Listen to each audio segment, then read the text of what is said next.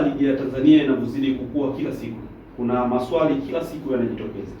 Moja ya swali ambalo tunajiuliza watu wengi wa soka ni kwa nini ligi ya Tanzania ina makelele mengi kuliko mpira wenyewe unaochezwa uwanjani. Nitakuwa na pandit hapa Usajo Mambopo, na kila siku tunafanya vipindi vyetu na anatoa utondoti uliotukuka kabisa. Leo hii nitakuwa na tena na tutaweza kuchambua swala zima ya ligi yetu ya Tanzania, ligi kuu NBC Premier League. Mambo vipi bwana? Fresh. Uko poa? Niko poa. Unamejiandaje na siku? Niko vizuri. Bwana, leo nimekuja na mada moja ya soka letu la Tanzania. Na hii ni kwa kila siku ligi yetu ya Tanzania inakuwa siku baada ya siku. Lakini kuna kitu kimoja ambacho uwaga najiuliza. Kwa nini uwaga ina makelele mengi kuliko ule mpira ambao unachezwa uwanjani? Kwanza hiyo nadhani kwa kiasi kikubwa inasababishwa na interest ya hizi klabu mbili. Unajua idadi kubwa sana ya wadau wa soka, mashabiki wa soka hapa Tanzania wamegawanyika katika pande mbili tu, Simba na Yanga. Kwa jambo linapotokea kwa upande wa klabu ya Simba, lazima watu wa Simba watalishikilia kweli kweli, itakuwa kubwa sana. Ndivyo hivyo ikiwa upande wa Young Africans, likifanyika jambo kwao linakuwa linaongeleka kwa ukubwa kuliko klabu zingine. Tukirudi kwenye klabu kama Tanzania Prisons, Mbeya City, ni klabu ambazo tunaweza kusema hazina mashabiki wengi, ni wachache mno. Kiuhalisia ni kwa 5% mpaka 10 mashabiki wao. Tena hiyo wenyewe ushangani nyingi.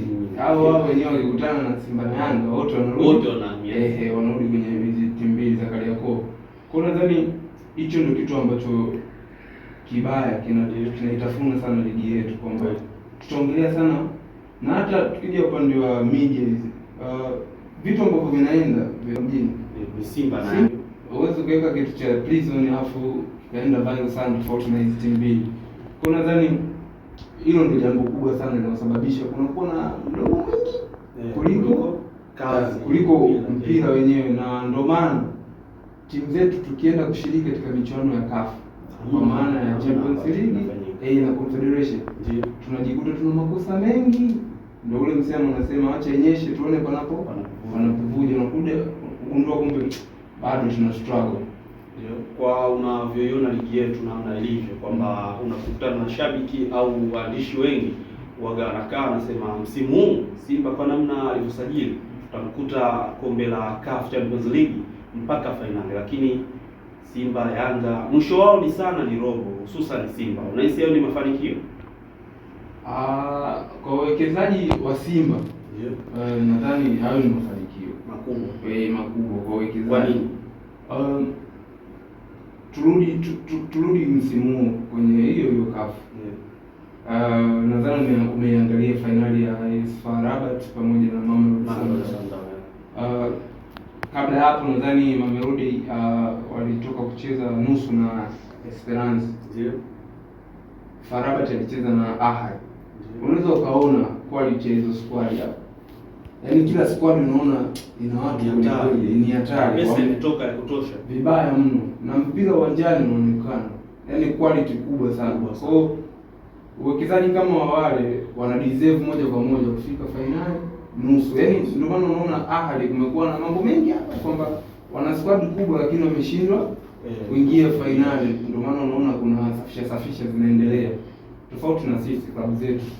Sisi klabu zetu kwa kiasi kikubwa ni zipo complete katika kushindana katika ligi yetu ya ndani bado. Lakini tukitoka huko nadhani tutaendelea sana kustruggle hapo katika robo finali. Labda yani hizi timu ziamue kupiga hatua zaidi. Na unaona kuna siri ambayo imejificha kwa timu za serikali ambayo tunazijua kama TRA United, labda KMC. Ni timu ambazo za serikali kiufupi. Kama TRA inakusanya mapato, KMC pia ni hao na kiwanja chao, lakini kama KMC jana rasmi imeweza kushuka daraja. Unahisi ni kwa nini hizi timu za serikali huwa sio timu ambazo zinakuwa na mafanikio ndani ya ligi yetu? Hizo ni timu za taasisi. Tuseme taasisi ndio inakuwa vizuri. Kusema kwamba kwa nini zinakuwa zina mafanikio mazuri, nadhani timu zetu nyingi hata hizi za taasisi ndio ujue zinakuwa sometimes, kwa mfano tukirudi kama KMC ni timu ya manispaa, ndio unakuta wao wenyewe kwenye uongozi ndio wanakuwa na fair. Ndio ukitazama KMC sio kwamba ina wachezaji wabaya, lakini karata mbovu waliocheza ni kumleta kocha mzungu. Amekuja ajiendana na wachezaji waliopo. Tukirudi kwa timu kama TRA, unaona timu ina future nzuri, lakini kwa timu zetu zilivyo za Bongo unaweza ukashangaa baada ya miaka miwili, baada ya mwaka mmoja hatuoni ushindani kama walioleta msimu huu. Kwa hiyo mimi nadhani sana consistency ndio inakosekana. Ila sio kwamba uwezo hawana. Hizi timu za taasisi na imani wachezaji wanaishi vizuri. Kwa kumalizia kidogo, ni Tanzania inatajwa kuwa ni moja ya ligi bora, ndio unaweza kunipa sifa tatu ya ligi bora? Sifa tatu ambazo inafanya ligi bora ya Tanzania au kiujumla ligi? Sifa tatu ambazo zimeifanya Tanzania kwa ligi bora. Of course kuna zile sifa za kiujumla ambazo zinasababisha ligi na kwa bora. Ndio. Kuna miundombinu, ushindani wa ligi yenyewe, hata branding ya ligi.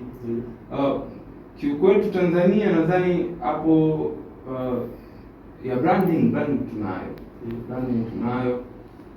Miundombinu hapana. Miundombinu so sana. Bado tuna struggle. Yaani ukitazama kwa mfano ligi ya Morocco na viwanja vinavyochezeka kutazama na kwetu havifanani. Vivyo hivyo kutazama ligi ya Misri. Kwa swala la miundombinu bado tuko nyuma, tuna struggle sana.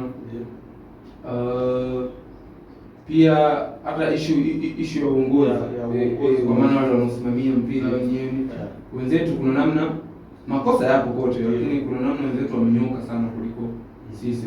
Nadhani unaonaga ukiwa na sakata ambayo inahusisha Simba na Yanga, yaani inakuwa sakata kweli kweli, inatikisa sana. Hata baadhi ya maamuzi, baadhi ya kanuni zinakuwa kidogo na umezungumzia pia ushindani wa ligi. Pia ni miongoni mwa vitu ambavyo vinafanya ligi kuwa bora. Hasa hiyo kwa kwetu ushindani umekuwa, lakini bado sio kwa kiwango mdogo. Ni yaani tunapoongelea ushindani tunaongelea kwa mfano ligi kama ya Misri. Title contender wako watatu. Ahly, Zamalek ambaye alikuwa bingwa pamoja na Pyramid.